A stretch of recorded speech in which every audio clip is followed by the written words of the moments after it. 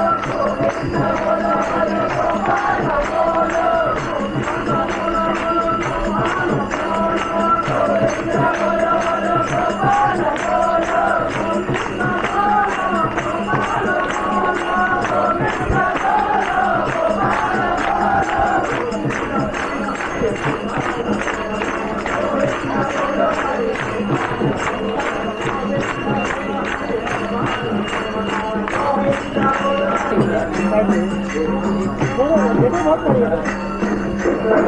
बस में अभी ठीक है।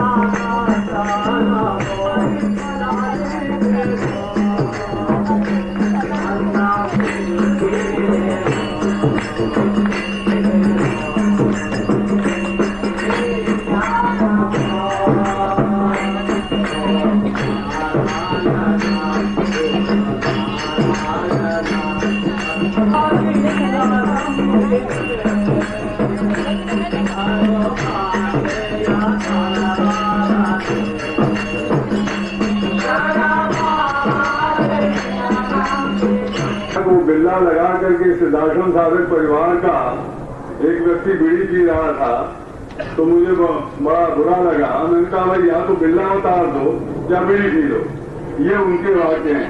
इसलिए मैं आप सब लोगों से ये प्रार्थना करूंगा कि कम से कम जब आप साधना में यहाँ बैठे हुए हैं तो उसकी गरिमा को रखिए और उसमें ऊंचे विचारों को भी आप रखिए कि जिसमें किसी को कुछ प्रेरणा मिले आपके व्यवहार से।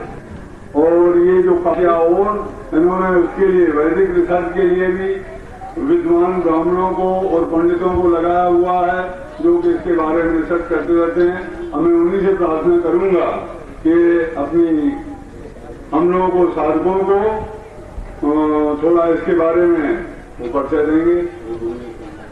भूमि जो हो रहा है इसके पीछे श्री सोमैया जी का सबसे बड़ा योगदान है, क्योंकि अगर भूमि ही नहीं हो तो हम लोग आगे की बातें सोच नहीं सकते। और इन लोगों के बड़े उपकार हैं हम लोगों के ऊपर जो हम लोगों के अवसर प्रदान हो सका, और हम लोग आज इतना बड़ा करेंगे। आगे का फिर कार्यक्रम हम लोग चालू है।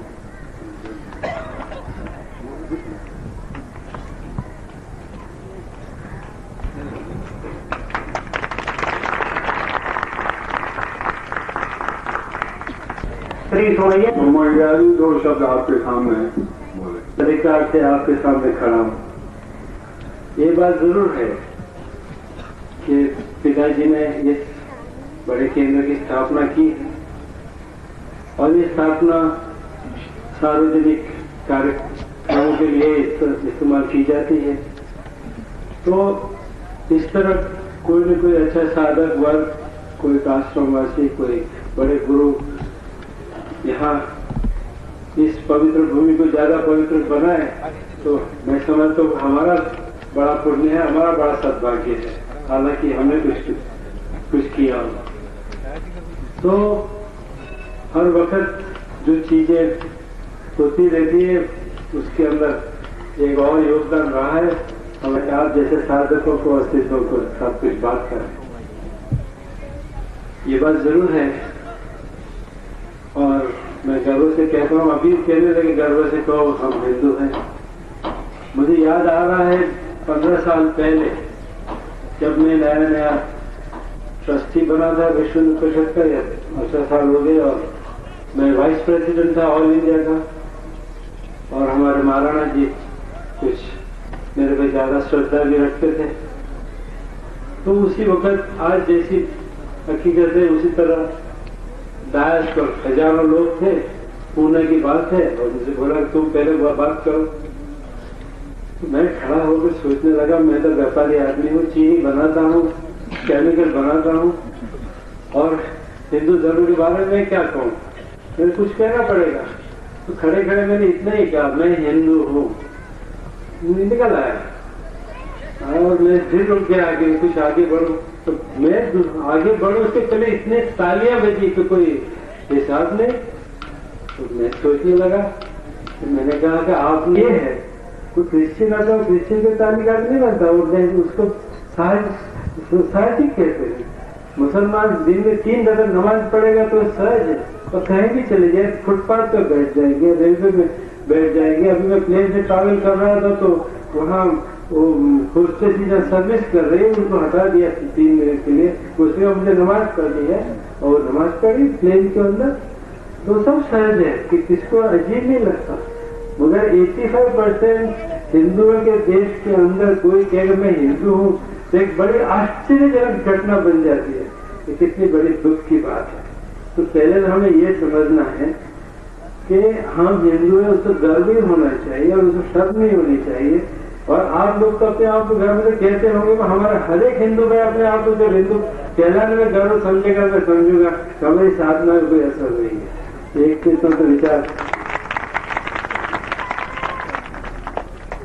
सचमुच तो हिंदू कुछ संकुचित विचार भी नहीं है। मैं कई दफे कई लोगों से कहता हूँ, हिंदू जैसे उदार खुली हुई विचारधारा शायद कोई और धर्म में नहीं। हम अपनी प्रणालिकाएं, हम अपने क्या बताऊं, मुझे अंग्रेजी में बोलने की ज्यादा अभ्यास है, मगर हिंदी में मैं प्रयत्न कर रहा हूँ। कभी कभी मैं चूक जाऊँ, अंग्रेजी में चला जाऊँ तो क्षमा करिएगा। तो हम अपनी जो देन है, हमारे जो ट्रेडिशन है, हमारे जो हेरिटेज है, वो हम बिल्कुल भूलने जा रहे हैं। अब भूलने की जरूरत नहीं, उसमें हमें कुछ आगे ही बढ़ना है, मगर उसके अंदर हमें कुछ पाश्चात्य की नए जो धाराएं हैं, विचार हैं, वो भी जो सेवा कर रहे हैं, शायद हम हिंदू बनकर अपने आध्यात्मिक विकास के लिए जा रहे हैं। हाँ बिल्कुल, ये तो अभी भी इस्तेमाल हो रही जगहों में कुछ भी नहीं। तो पिताजी बता रहे, मैं अभी जाऊंगा जाते जाते, तो उसने उसको बगीचा बना दिया, एक एक कंकर उठाकर फेंक दिया है, और इस तरह उन्होंने मैदान बना दिया। तो जो हमारे सिख भाइयों में जो जिसको लोग कर सेवा कहते हैं, वो जो हमें कई चीजें देखनी है। जैसे हमारा दिन शुरू होता है 5:30 बजे उठते हैं, तो पहले पतंजल 20 मिनट उसका जिसको ज्ञान का जो सत्र है, उनको सूत्रों पर भाष्य किया जाता है, और बाद में 40 मिनट के लिए उनकी साधना कराई जाती है, वो भवन होता है, यज्ञ होता है, वगैरह वगैरह। ये संस्था नहीं निकाली है। मैं आशा रखता हूँ कि अगले साल कुछ संस्था को बहुत बड़ा स्वरूप मिल जाएगा, क्योंकि इस संस्था के अंदर हम टीचर से सीखना चाहते हैं। जो BA है, डबल ग्रेजुएट है, वो 5 साल जिन्होंने अध्ययन कराया है बच्चों को स्कूलों में, उनको हम 1 साल के लिए रखेंगे और उनको भारतीय संस्कृति में तैयार करके वापस स्कूलों को दे देंगे। हम हमारी स्कूल के नहीं, कहीं से भी आ सकते हैं, ऑल ओवर इंडिया। पाश्चात्य कोई जानता ही नहीं उसी को, वो तो 3 ही अवस्था जानते हैं, जागृत, सुप्त और स्वप्न, चौथी अवस्था ही नहीं जानते। और न तो आध्यात्मिक एक्सपीरियंस को समझते हैं, इसीलिए रामपाल कृष्ण परमहंस को पागल समझते थे। वो जानते नहीं स्पिरिचुअल एक्सपीरियंस क्या है, उन्हीं के व्याख्या के अंदर तो पागल में बैठते थे। तो हमें इतना कुछ देना है पाश्चात्य को, कुछ बेशुमार हम देना है। हम हमारी संस्कृति भूल रहे हैं, हमारे पुराने सूत्र और हमारे शास्त्र भूल रहे हैं। ये शास्त्रों का कुछ अध्ययन आप करें, हम करवा सकते हैं। मैं समझता हूँ कि कुछ अच्छा ही होगा। और इसी संस्था में आगे अभी मंदिर का एक बहुत बड़ा संयोजन होने जा रहा है। 108 मंदिर होंगे, तभी मैं तो कहता हूँ पार्लियामेंट ऑफ गॉड बनने वाले हैं। तभी देव देवताओं देवियों को जगह मिलेगी, और वहाँ एक प्रोविंशियल हॉल बनेगा आदमी बैठ सके ऐसा, और फिर ओपन एरिया रहेगा जहाँ 8-10 हजार आदमी रोज शाम को बैठ सके, और प्रवचन बड़े बड़े गुरु आएंगे या शिष्य वर्ग आएंगे तो उनको बैठने के लिए, रहने के लिए, और उसके पास में कुछ रिसर्च इंस्टीट्यूशन बनने जा रहे हैं, वैदिक पाठशाला बनेगी, इंडोलॉजी सेंटर बनेगा। एक नए विचार है, उसको मैं समझता हूँ 90 अगले साल कुछ न कुछ जानना मिलेगी। तो आप सब भक्तों से, साधकों से हम जरूर कुछ कोऑपरेशन चाहेंगे, आपसे कुछ सलाह सूचन चाहेंगे, और ये तो सबके लिए है, तो सबके श्रद्धा को साथ में रखे हुए, और बुद्धिस्ट लोगों की जगह है, और सिखों के लिए जगह है, जैनों के लिए जगह, ये सभी देव देवताओं को साथ में रखकर हम करने जा रहे हैं। तो आप सबसे आशीर्वाद लेंगे, ये जो कार्य करने जा रहे हैं तो उसमें जरूर समृद्धि करेंगे। ये संस्कृत में सुभाषित के कुछ श्लोक उच्चरित करेंगी, आप लोग उनका उसमें साथ दें। एकदेव वैशिष्ट्यमासीत् यत् यज्ञ प्राधान्यम एवं भारतीय संस्कृतेः असाधारणं वैशिष्ट्यम् अस्ति। भारतीय संस्कृति विषये यजुर्वेदे उक्तमस्ति, सा आद्या संस्कृतिः विश्ववारा। यदि भारतीय संस्कृतेः असाधारणं वैशिष्ट्यं यज्ञः अस्ति, तर्हि यज्ञविषये वयं किं जानीमः? अद्य अस्माभिः अत्र अनुभूतं यत् अत्र अग्नेः आधानं सम्यक्तया ज्ञातम्। ऋग्वेदस्य प्रथमे सूक्ते एव उक्तमस्ति, अग्निना रयिम् अश्नवत् कोशमेव दिवे दिवे यशसं वीरवत्तमम्। पुनश्च यत्र मन्त्रोच्चारणं शुद्धमस्ति स एव यज्ञः पवित्रः अस्ति, यतः उक्तमस्ति महाभाष्ये, मन्त्रो हीन स्वरतो वर्णतो वा मिथ्या प्रयुक्तो न तमर्थमाह स वा वज्रो यजमानं हिनस्ति यथेन्द्र शत्रु स्वरतोपराधात्। अत्र अग्नेः आधानं जातं, मन्त्रोच्चाराः अपि शुद्धाः सन्ति, अतः अस्माकं श्रद्धा वर्तते यत् वयं यद्वाञ्छामः नाम कृण्वन्तो विश्वम् आर्यम् इत्येव अस्माकम् इच्छा अस्ति, सा इच्छा पूर्णा भविष्यति एव। अतः एव अस्माकं सोमय्या विद्याविहार परिसरे केजे सोमय्या भारतीय संस्कृतिपीठस्य स्थापना सञ्जाता। यदि मया सोमय्या परिवार विषये उच्यते तर्हि सः अर्थवादः भवेत्, पुनश्च तेभ्यः स्तुतिः न रोचते, किन्तु मया सत्यं वक्तव्यम् एव। अतः एतदस्मि वक्तुकामा यत् यदा भारतीय संस्कृतेः पीठस्य स्थापना सञ्जाता तदा प्राचीनपरम्परया अपि अत्र वेदस्य पठनं पाठनं भवति, उपनिषदामपि अध्ययनं क्रियते। पुरातनं वाङ्मयम् अस्माकं यत् इतिहासस्वरूपम् अस्ति इति सुमैया जी ने पहले ही इच्छा प्रकट की है कि मेरे आगे के कार्यक्रम है और मैं 2-4 मिनट में जाने की अनुमति चाहूंगा और उनका कार्यक्रम आगे हो सकता है। मगर उन्होंने मेरे संदर्भ में 1-2 बातें कही हैं, उनका उत्तर देना मेरे लिए जरूरी हो गया है। निश्चय ही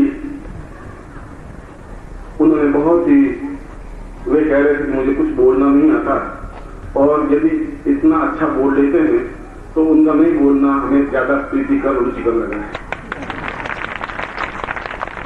दूसरा, मैं उनके वृद्ध पिताजी के बारे में अपना आशीर्वाद देते हुए, मुझे एक 5000 वर्ष पहले की घटना स्मरण हो रही है, जब कृष्ण ने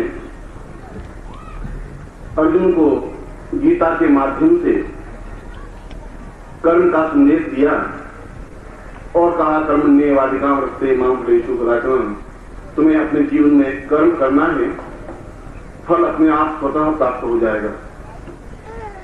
और जिसमें महाभारत युद्ध समाप्त हुआ और भीष्म सरसैया पर पड़े हुए थे, तो उन्होंने कहा कि आने वाली पीढ़ी कर्म के क्षेत्र में गीता के माध्यम से समझ पाएगी, गीता उनको समझा पाएगी आने वाली पीढ़ी को कि कर्म क्या है, कर्म कैसे होता है, कर्म का लक्ष्य क्या है, और बिना प्रयोजन के, बिना इच्छा के कर्म का हेतु क्या है। और मैं आज अपने शिष्यों के सामने उनके पूज्य पिताजी कर्म श्री सोमैया जी के बारे में, और उनको अपने ध्यान में रखते हुए कहता हूं कि हमें गीता पढ़ने की फिलहाल जरूरत नहीं है। बीच में तो कहा गीता पढ़ने की जरूरत है, मगर यदि उन्होंने कहा कि मैं हिंदू शब्द के बारे में बोल रहा हूं, तिवारी जी मेरी बात को किस प्रकार से लेंगे, और मैं कह रहा हूं कि गीता पढ़ने की अपेक्षा उनके पिताजी के जीवन के एक एक पन्ने को पढ़ें तो हमें पूरी तरह से हिंदुत्व को समझ में आ जाएगा। न हमें गीता पढ़ने की जरूरत है और न हमें उनके पिताजी के परिचय की जरूरत है और न हमें उनके किए गए कार्यों की जरूरत है। हमें तो और हमारे इस पीढ़ी को उनके जीवन के प्रत्येक पन्ने को पढ़ना जरूरी है और उन पन्नों पर हिंदुत्व क्या है, कर्म क्या है और कर्म फल क्या है और उसका चिंतन विचार क्या है, यह सब कुछ उनके जीवन के पन्नों पर अंकित है।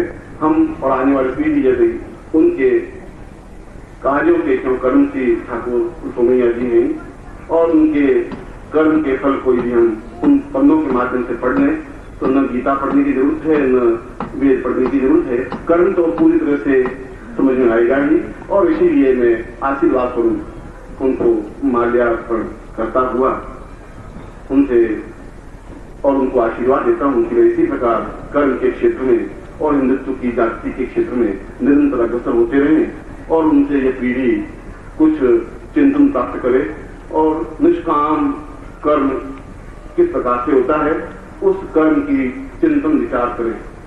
बहन ने संस्कृत में यज्ञ के बारे में और पाणिनि के बारे में कहा और उन्होंने कहा कि यज्ञ का चिंतन हमने तो सोमैया कॉलेज में शिष्यों का जमघट नहीं बुलाया है, साधकों को नहीं बुलाया है, हमने तो इस सोमैया कॉलेज के प्रांगण में सभी देवताओं को बुला करके भी स्थापित कर दिया है। और मुझे विश्वास है कि जहां ये शिष्य मेरे साधना कर सकेंगे वहां देवताओं का आशीर्वाद उनके परिवार को और हम सबको प्राप्त हो सकेगा। ऐसा ही आशीर्वाद में आप सबको और उनके पिताजी को, उनको स्वयं को और बहन ऋषि को भी मैं आशीर्वाद देता हूं कि वे निरंतर अपने कार्यों से और नम्रता के साथ आगे बढ़ते रहें। ऐसा ही मैं आशीर्वाद दूंगा।